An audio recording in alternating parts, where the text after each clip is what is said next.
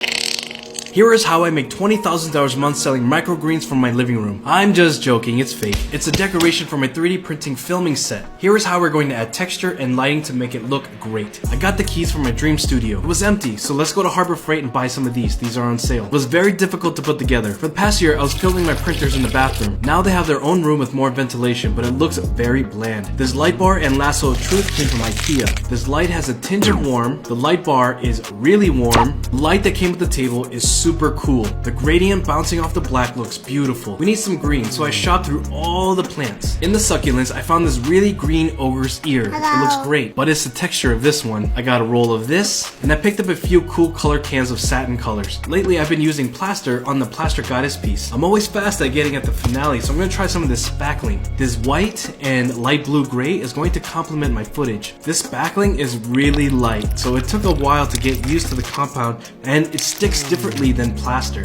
I really had to fight up the instincts of wanting to play with it or eat it. It actually doesn't taste good. I'm just joking, this is marshmallow. Marshmallow. The first board took like 15 minutes to cover, the second board 10 minutes to cover. It finally hit me what this stuff reminded me of. It reminded me of Philadelphia cream cheese. You know, the stuff you put on a hot dog. As it starts to dry, it resembles a cake that's been left out overnight. Bouncy, dry frosting. First coat, I'll use chalk gray. Pretty fast I ran into a problem. It's hard to cover this large area with the small spray nozzle on the can. Next, I spray with a can of satin blue, having the same coverage issue. To fix that, I use a lighter shade of blue. That just made the blotches worse. I'm gonna have to old school it with acrylic paint. A little bit of a lot of it, gloss medium, some blue, Taco Bell blue. A little dash dump of chameleon mica powder. After mixing it, the mica powder did nothing. The paint was kind of thick, so I added water ever so often. I did not want to totally cover up the blue. I did like the shades of blue, and I did spend money on those cans. After a few coats, it started to look like a fine arts piece that you'll buy back in the 1980s. I want this piece to scream, I own a cellular phone in my car.